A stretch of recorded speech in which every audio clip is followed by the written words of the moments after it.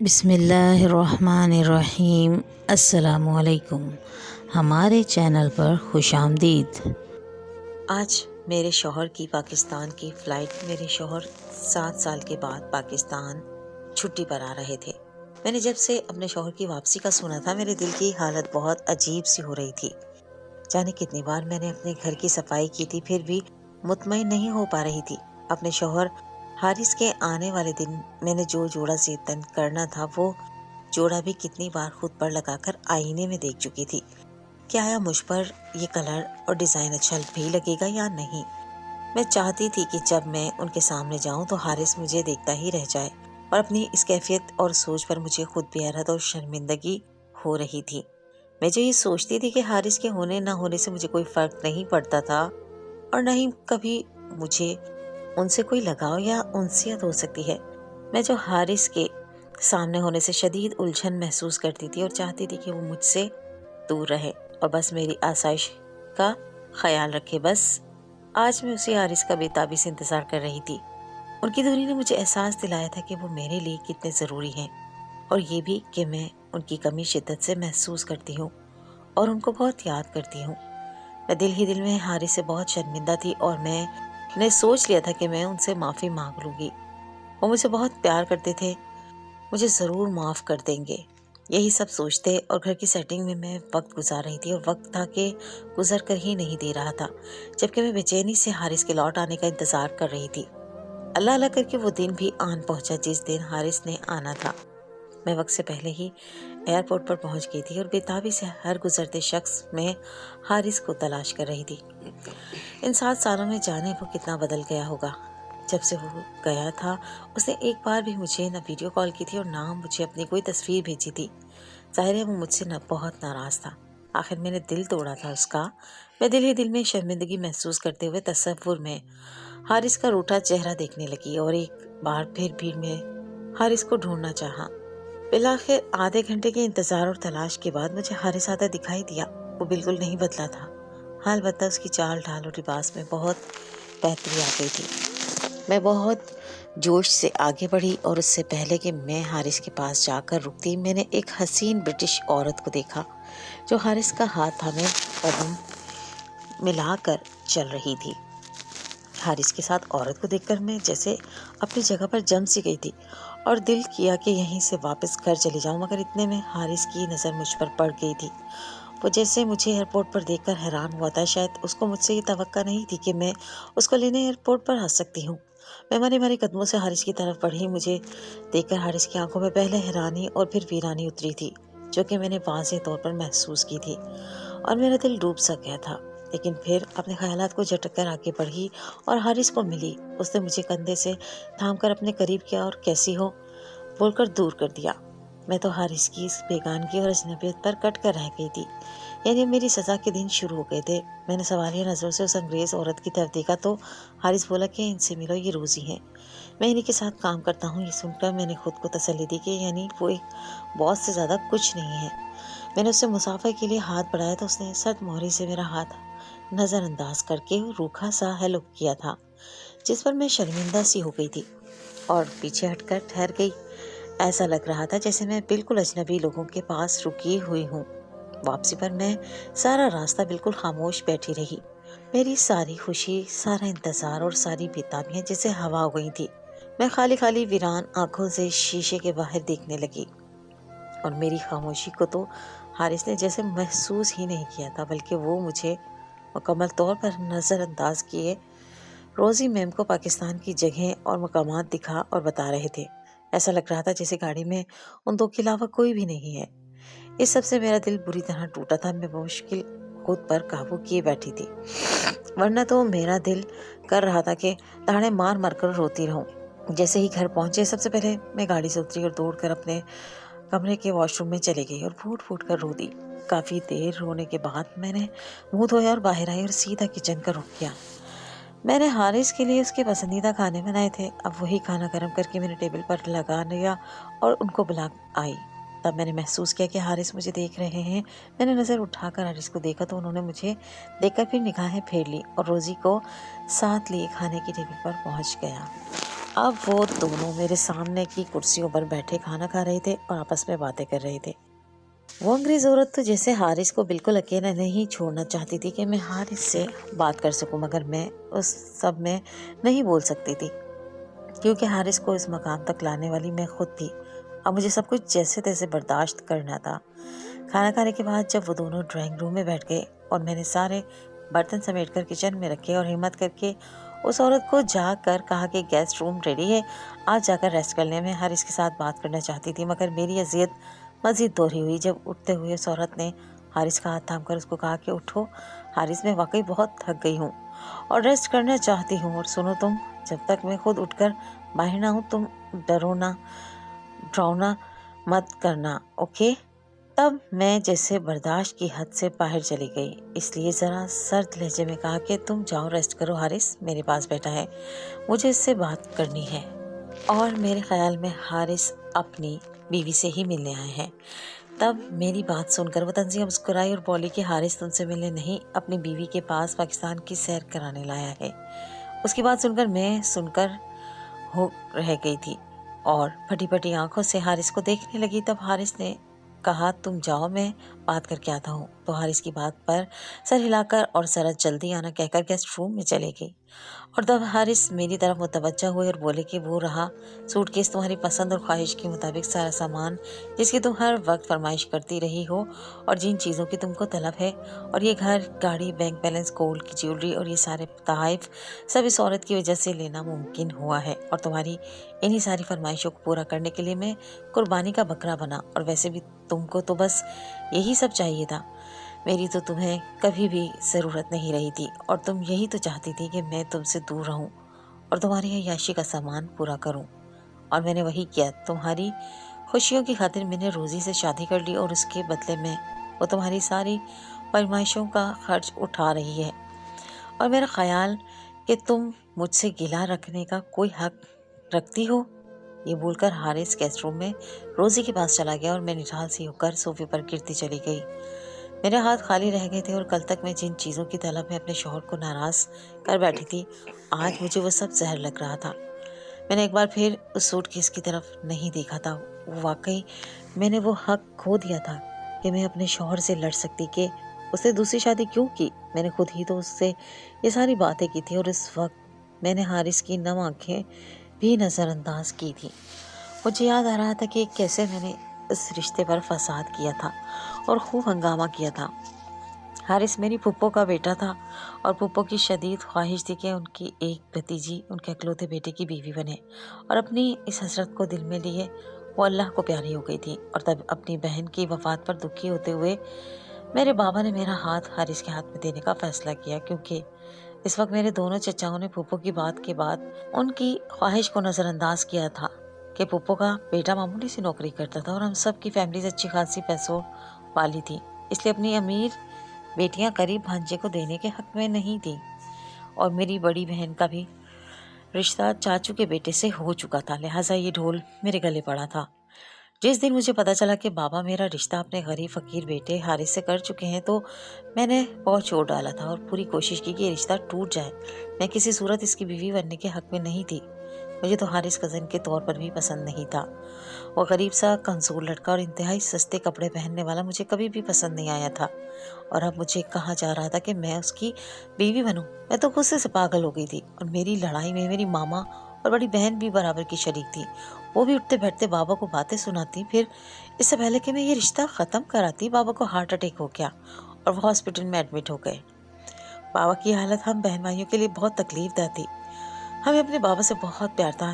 میں جب ہاسپٹل میں بابا سے ملنے گئی تو انہوں نے میرا ہاتھ تھام کر مجھے اپنے پاس بٹھایا اور نحیف سی آواز میں بولے کہ جانتا ہوں تمہیں میرے فیصلے سے بہت تکلیف پہنچی ہے، جانتا ہوں کہ حارث ہمارے شاہ نشان نہیں ہے، وہ ہم سے کم تر ہے، لیکن وہ بہت خوددار اور محنتی انسان ہے۔ رشتوں کو نبھانا اور ان کی خوشی کے لیے محنت کرنا وہ جانتا ہے۔ میں نے اپنی بیٹی کے لیے بہت بہترین بر ڈھونڈا ہے، اور پھر وہ میری اکلوتی بہن کا بیٹا ہے۔ میں پہلے ہی بہت شرمندہ ہوں اپنی بہن سے۔ اس کے بیوہ ہونے کے بعد ہم بھائیوں نے کبھی اپنی بہن کو نہیں پوچھا کہ وہ اپنے بیٹے کے ساتھ کس طرح رہتی ہے اور کیسے زندگی جیتی ہے، حالانکہ ہم بھائیوں کا حق بنتا تھا کہ اس کے بیوہ ہونے پر اس کے سر پر ہاتھ رکھتے، اس کے وارث بنتے، مگر ہم لوگ دولت کے نشے میں بے حس ہو گئے تھے اور اپنی بیوی بچوں کے علاوہ میں کسی رشتے کا کوئی ہوش نہیں رہا تھا، اتنا کہ وہ ہر بار دبے دبے لفظوں میں اپنے بیٹے کے لیے کسی ایک بھتیجی کو بہو بنانے کا سناتی رہی تھی، مگر ہم نے کبھی اس کی بات کو اہمیت نہ دی تھی۔ کبھی نہیں سوچا تھا کہ بہنیں بھی بیٹیوں کی طرح ساس ہوتی ہیں، ان کی بھی خواہشات ہوتی ہیں۔ اب جب وہ اس دنیا میں نہیں رہی تو مجھے بہت یاد آتی ہے اور میں ایک پل بھی چین سے نہیں جی پا رہی۔ اب مجھے اپنی بہن کی بجھی آنکھیں اور اترا اداس چہرہ یاد آتا ہے تو دل کٹ سا جاتا ہے، اور میں ڈرتا ہوں کہ یہ سب کہیں میری بیٹیوں کے ساتھ نہ ہو جائے، کیونکہ سب اس پاک ذات کے ہاتھ میں ہے۔ کسی کو چاہے تو دونوں میں عزت دولت سے مالا مال کر دے، اور کسی کو چاہے تو کروڑوں کی جائیداد منٹوں میں ختم کر کے فقیر بنا دے۔ میں بس یہی چاہتا ہوں کہ تم میری یہ آخری خواہش سمجھ کر حارث سے شادی کر لو، تمہارا مجھ پر احسان ہوگا۔ اگر پھر بھی تم میں غلط لگتا ہوں تو ٹھیک ہے بیٹا، تمہیں اجازت ہے، تم میری خواہش کو ٹھکرا کر اپنی مرضی کر سکتی ہو۔ بابا نے یہ کہہ کر میرا ماتھا چوما اور منہ پھیر کر آنکھیں موند لی۔ میں جو یہ سوچے بیٹھی تھی کہ کسی صورت بابا کی بات نہیں مانوں گی، آج ان کی منتیں کرتا دیکھ کر اور ان کی حالت دیکھ کر میرا دل ڈر گیا، اور پھر میں نے بابا کے فیصلے پر سر جھکا لیا، اور میرے ساتھ ساتھ میرے بڑے بھائی اور بہن نے بھی ماما کو خاموش کرا دیا کہ بابا کی حالت سے وہ بھی ڈر گئے تھے۔ اور اس طرح چند ماہ میں میری حارث سے شادی ہو گئی۔ بابا بھی شاید اسی انتظار میں تھے کہ میری شادی کے 2 ماہ بعد ہی اللہ کو پیارے ہو گئے، اور میں جو بابا کی خوشی اور صحت کے خاطر جیسے تیسے اس رشتے کو نبھا رہی تھی، تو بابا کی وفات کے بعد میں نے اپنی شرافت کا اوڑھا لبادہ اتار پھینکا اور حارث کو انتہائی سرد رویہ دینا شروع کر دیا۔ جانے میرے دل میں کیا سمائی تھی کہ میں ہر حال میں اس شخص سے چھٹکارا پانے کا سوچنے لگی تھی، کہ پھر مجھ پر انکشاف ہوا کہ میں پریگننٹ تھی۔ اس خبر نے تو مجھے پاگل کر دیا تھا، اور اس روز میں حارث پر خوب چیخی چلائی تھی، اور وہ جو شادی کے روز سے لے کر اب تک میری خاطر ڈبل محنت کر رہا تھا اور میری فرمائشوں کو پورا کرنے کی ہر ممکن کوشش کرتا تھا، منہ کھولے میرا یہ روپ دیکھ رہا تھا، کیونکہ میں نے تو شادی کے پہلے روز سے لے کر اب تک کے سارے دن خاموشی سے گزارے تھے۔ آج اچانک سے جیسے پھٹ پڑی تھی۔ حارث مجھ سے بہت پیار کرتا تھا، اور اس محبت کا اظہار اس نے پہلے روز ہی کر دیا تھا، اور اپنی بے پناہ محبت کو روز ثابت بھی کرتا تھا، اور اس کو لگتا تھا کہ میں بھی اس کے پیار کو قبول کر چکی ہوں۔ مگر آج اس پر یہ حقیقت آشکار ہوئی تھی کہ میں یہ رشتہ مجبوری میں نبھا رہی تھی۔ اس روز میں بہت چیخی چلائی اور کہا کہ تمہاری اوقات ہی کیا ہے جو تمہیں لگا کہ میں تمہارے ساتھ خوش رہ سکتی ہوں؟ ہے ہی کیا تمہارے پاس سوائے ان 3rd کلاس گھٹیا جملوں کے؟ گھر کے نام پر مرغی کا دڑبا ہے جس میں میرا دم گھٹتا ہے، نہ اے سی ہے اور نہ دوسری ضروری چیزیں جن کی میں عادی ہوں۔ تنخواہ اتنی ہے تمہاری جتنی میں روز جیب خرچ لیتی تھی اور منٹوں میں اڑا دیتی تھی۔ نہ کبھی ڈھنگ کا کھانا ملا اور نہ کبھی پہننے کو ڈھنگ کے کپڑے ملے۔ میں جو روز شاپنگ اور ہوٹلنگ کرتی تھی، تمہارے ساتھ شادی کر کے میں ان سب سے محروم ہو گئی اور فقیروں سے بھی بدتر زندگی جی رہی ہوں۔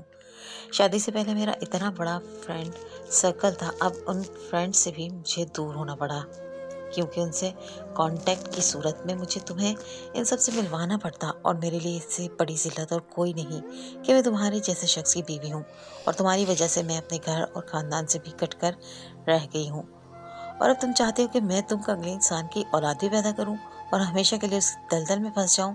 ہاں، تو یہ تمہاری بھول ہے۔ یہ بچہ تو کسی صورت نہیں ہوگا، اور نہ ہی اب میرا اس گھر میں گزارا ممکن ہے۔ میں بابا کی وجہ سے چپ تھی، مگر اب نہیں۔ یا تو تم میری ضروریات کو پورا کرو، کسی بھی طرح مجھے میری پہلے والی لائف اسٹائل دو، اس کے بعد بچے کا بھی سوچ لوں گی، یا پھر مجھے آزاد کرو۔ آئی سمجھ، اور یہ میرا آخری فیصلہ ہے۔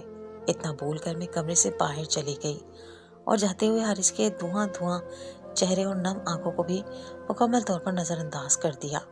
اور صرف اتنا ہی نہیں، میں نے بول دیا کہ میں کہ جا رہی ہوں، اپنی ماما کے ساتھ جا کر ابارشن کرا لوں گی۔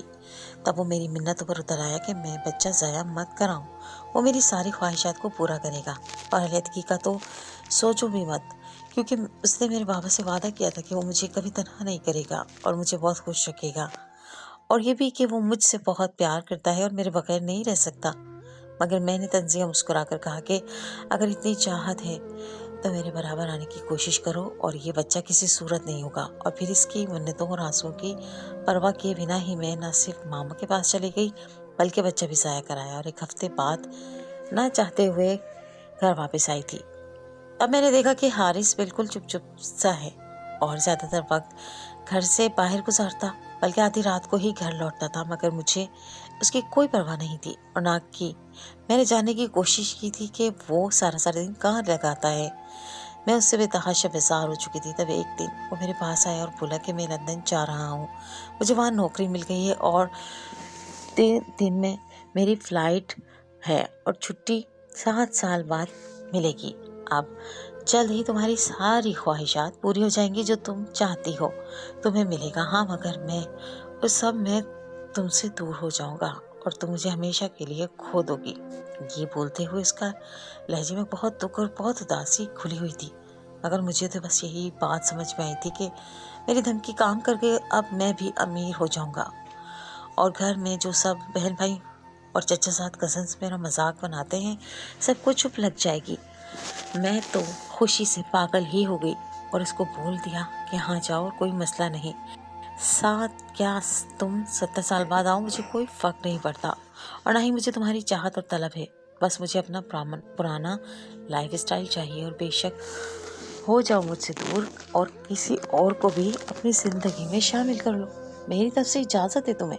تب میری باتیں سن کر حارث شدید تکلیف میں مبتلا ہو گیا تھا اور کتنی دیر مجھے گیلی آنکھوں سے دیکھتا رہا تھا، اور پھر جاتے ہوئے کہا تھا کہ میں نے دل کی گہرائیوں سے تمہیں چاہا تھا، مگر تم نے میرا دل توڑنے کی کوئی کسر نہیں چھوڑی اور خود ہی مجھے اپنے آپ سے دور کیا، یہ یاد رکھنا۔ اور پھر چلا گیا، مگر مجھے اس کے جانے سے کوئی فرق نہیں پڑا تھا۔ وہ مجھ سے بہت کم رابطہ کرتا تھا اور بس 2 منٹ کی بات کے بعد کال کاٹ دیتا، اور میں بھی کبھی نہیں کہتی تھی کہ مجھ سے بات کرو۔ میں تو بس اس وقت خود سے کال کرتی جب مجھے پیسہ چاہیے ہوتا تھا، اور جلدی حارث نے مجھے مالا مال کر دیا۔ وہ ہر ماہ باقاعدگی سے مجھے ڈالرز بھیجتا، جن سے میں نے اپنی پسند اور ضرورت کی ہر چیز بنا لی تھی اور پہلے کی طرح امیرانہ ٹھاٹھ سے رہنے لگی تھی۔ اب سب جو پہلے مجھ پر ہنستے تھے اب مجھ اکیلی کو اتنے ڈالرز میں عیش کرتا دیکھ کر رشک کرنے لگے کہ میرا تو کوئی سسرال ہی نہیں تھا، جبکہ وہ ساری لڑکیاں سسرال والی تھیں۔ اس لیے اب میرا پلڑا ان سب سے بھاری تھا۔ اب میری زندگی میں کسی بھی خواہش کے ادھورے ہونے کا امکان نہیں بچا تھا، اور میرے پاس دن بدن ڈالرز کا ڈھیر لگتا جا رہا تھا۔ آئے روز شاپنگ کرنا، ہوٹلنگ کرنا اور فرینڈس کے ساتھ پارٹیز کرنے کا میرا روز کا معمول بنتا جا رہا تھا، اور مجھے روک ٹوک کرنے والا کوئی نہیں تھا۔ دھیرے دھیرے وقت گزرتا رہا، بجائے بہت خوش رہنے کے میں اب اداس رہنے لگی تھی۔ میرے اندر عجیب سا خالی پن اترتا جا رہا تھا۔ میں جو یہ سوچتی تھی کہ پیسہ ہی سب کچھ ہوتا ہے، اب احساس ہوتا تھا کہ پیسہ سب کچھ نہیں ہوتا، بلکہ رشتوں کی جگہ اپنی ہوتی ہے۔ اب مجھے حارث کی کمی محسوس ہونے لگی تھی۔ مجھے حارث کا بے پناہ پیار، توجہ، وقت اور عزت سب یاد آتا تھا۔ اب مجھے یاد آتا ہے کہ کیسے حارث میرے لیے بےتاب ہوا کرتا تھا اور میری ضروریات کو پورا کرنے کے لیے دن رات محنت کرتا تھا۔ اب مجھے احساس ہو رہا تھا کہ میں نے ضرورت سے زیادہ حارث پر بوجھ ڈالا تھا۔ وہ واقعی اچھا انسان اور بابا نے میرے لیے اچھا انتخاب کیا تھا، اور اب مجھے بے تحاشا خالی پن کا احساس ہوتا تھا، اور رہ رہ کر احساس ہو رہا تھا کہ میں بچہ ضائع نہ کراتی تو آج میں اکیلی نہ ہوتی اور میرے پاس بچے کی رونق ہوتی۔ اب مجھے ہر گزرتے وقت کے ساتھ ساتھ یہ عالیشان بنگلہ اور پیسہ کاٹ کھانے کو دوڑتا۔ رفتہ رفتہ میں نے شاپنگ، ہوٹلنگ اور پارٹیاں ختم کر دی۔ کل تک جن چیزوں کے لیے میں نے حارث کا دل توڑا تھا اور اس کے احساسات کی پرواہ نہ کرتے ہوئے اس ملک بدر کیا تھا، آج وہی چیزیں مجھے الجھن میں ڈال رہی تھیں اور مجھے کچھ بھی اچھا نہیں لگتا تھا۔ پہلے میں حارث کو تبھی کال کرتی تھی جب مجھے پیسوں کی ضرورت ہوتی تھی، مگر اب مجھے حارث یاد آتا تھا اور میں ان سے بات کرنے کے لیے ان کو کال کرتی کہ ان سے ڈھیر ساری بات کروں، ان سے پوچھوں کہ وہ وہاں کیسی زندگی گزار رہا ہے وغیرہ وغیرہ۔ مگر میں جب بھی کال کرتی تو حارث کہتے کہ ہاں بولو کتنے پیسے چاہیے۔ تب میں شرم سے زمین میں گڑ جاتی اور کہہ پاتی کہ حارث تم سے بات کرنا چاہتی ہوں، پیسہ نہیں چاہیے۔ تب میں نے سوچ لیا کہ جیسے ہی حارث چھٹی لے کر آئے گا میں اس کو کہوں گی کہ بس اب وہ واپس نہ جائے اور میرے ساتھ ہی رہے۔ اب مجھے اس کے ساتھ کی ضرورت ہے۔ جن لوگوں کو جلانے کے لیے میں نے شوہر کو خود سے دور کیا، آج وہی سب اپنے گھروں میں اپنی فیملیز کے ساتھ خوش تھے، جبکہ میں تنہا رہ گئی تھی۔ پھر اس تنہائی کا عذاب سہتے سہتے 7 سال گزر گئے اور حارث نے اپنے آنے کا اندیا سنایا تو میری خوشی سے عجیب حالت ہو رہی تھی۔ اب حارث کے آنے کا سن کر پہلی بار میرا دل کیا کہ حارث کی پسند کا کھانا بناؤں، اس کی پسند کا ڈریس پہنوں اور دن رات ان کے ساتھ رہوں۔ اور میں نے سوچ لیا تھا کہ حارث کو منا لوں گی، مگر حارث کا دل میں نے اس حد تک توڑ دیا تھا کہ مجھے معافی کی قابل ہی نہیں سمجھا اور دوسری شادی کر لی۔ آج جب مجھے حارث کا ساتھ چاہیے تھا تو آج وہ دوسری عورت کے ساتھ آیا اور میری آنکھوں کے سامنے اس عورت کے ساتھ رہا، اور اب بھی اس عورت کے ساتھ کمرے میں بند تھا۔ اور میں چاہ کر بھی گلہ نہیں کر سکتی تھی کہ اس کو ایسا کرنے کے لیے میں نے خود مجبور کیا تھا۔ آج میرے وہی سرد الفاظ میرے منہ پر پڑے تھے۔ میں اب چپ چاپ حارث کو اس عورت کے ساتھ اٹھتا بیٹھتا، کھاتا پیتا، سیریں کرتا اور کمرہ شیئر کرتا دیکھ رہی تھی۔ اور جب میں تڑپ کر حارث کو کہتی کہ رات میں آپ میرے پاس رکیں گے اور اس عورت کے پاس نہیں جائیں گے، تب وہ عورت میرے ہاتھ میں $5 زبردستی تھما کر بولتی، ہاں لو پیسے اور اب جاؤ یہاں سے۔ تب اس کی یہ حرکت اور بات مجھے تھپڑ کی طرح لگتی تھی۔ اب روز وہ میرے ساتھ یہی کرتی تھی اور حارث تو بالکل ہی میری طرف دیکھتے ہی نہیں تھے۔ تب ایک روز میں نے چھپ کر ان کے کمرے میں کیمرہ لگایا اور جب دیکھا تو میرا دل کٹ کر رہ گیا اور میری آنکھوں سے آنسو آ گئے تھے، کیونکہ میں جو یہ سمجھ رہی تھی کہ حارث اس عورت کے ساتھ خوش ہیں، تو ایسا کچھ نہیں تھا۔ وہ بند کمرے میں ایک سائڈ پر ساری رات بیٹھا رہتا تھا اور اس وقت بھی اس کے چہرے پر وہی درد اور آنکھوں میں نمی تھی جو یہاں سے جاتے ہوئے میں نے دیکھی تھی۔ میں شرم سے زمین میں گڑ گئی کہ غریب تھا مگر وہ بہت ہنسمکھ اور حساس مرد تھا، اور میں نے اس کی عزت کی دھجیاں اڑا کر اس کی ہنسی چھین لی تھی۔ اس نے مجھ سے محبت کی تھی اور بدلے میں نے اس کو ذلت کے کھڑے میں دھکیل دیا تھا۔ تب میں نے ایک روز حارث کو جا لیا۔ روزی لان میں ورزش کر رہی تھی، میرے پاس یہ بہترین موقع تھا۔ میں حارث کے قدموں میں جا کر بیٹھ گئی اور رو رو کر حارث سے معافی مانگی اور کہا کہ مانتی ہوں حارث، میں نے تمہارا دل توڑا ہے، تمہاری محبت کو مذاق سمجھا اور صرف پیسے کو سب سمجھا، مگر پچھلے سال مجھے کسی چیز کی چاہ نہیں رہی۔ مجھے احساس ہو گیا کہ میری زندگی میں تمہارے علاوہ اور کچھ اہم نہیں ہے۔ تم پلیز اس عورت کو واپس بھیج دو، وہ سارا بینک بیلنس اور یہ گھر گاڑی سیور سب اس عورت کو دے دو۔ مجھے کچھ نہیں چاہیے، میں تمہارے ساتھ اپنے اس چھوٹے سے گھر میں رہوں گی جہاں مجھے تمہاری چاہت ملتی تھی۔ خدا کے لیے مجھے معاف کر دو، بس ایک موقع دو۔ میں ضد میں آ گئی کہ بابا نے مجھے کیوں ایک قریب کے لیے چنا، میں بہت شرمندہ ہوں، پلیز مجھے معاف کر دو، اس عورت کو واپس بھیج دو پلیز حارث، میں تمہارے بغیر نہیں رہ سکتی، تم جیسے چاہو گے ویسے ہی رہوں گی۔ میری بات سن کر حارث بولا کہ اب دیر ہو چکی ہے، میں نے اس عورت کے ساتھ کانٹریکٹ کیا ہے، اگر یہ کانٹریکٹ میرج ختم کرتا ہوں تو میری نوکری بھی جائے گی، اور کانٹریکٹ ختم کرنے کے لیے بھی مجھے 1 سال پہلے انفارم کرنا ہوگا۔ تم نے بہت دیر کر دی مجھے تک آنے کے لیے۔ تب میں نے حارث کی منت کی کہ وہ یہ نوکری چھوڑ دے، اور میں نے بتایا کہ پچھلے 4 سالوں سے اس نے جتنے بھی $ بھیجے تھے وہ سب بینک میں پڑے ہیں، وہ اس کو دو اور تم میرے پاس آ جاؤ حارث پلیز۔ اور پھر میں حارث سے لپٹ گئی تو وہ مجھے دیکھتے نم آنکھوں سے مسکرائے اور بولے کہ ٹھیک ہے، کچھ مزید صبر کرو، میں واپس آ جاؤں گا۔ اس طرح اچانک نہیں بیٹھ سکتا، تو میں نے فوراً حامی بھر لی کہ مجھے معافی مل رہی تھی، اتنا ہی بہت تھا میرے لیے، اور میں انتظار کرنے کے لیے تیار تھی۔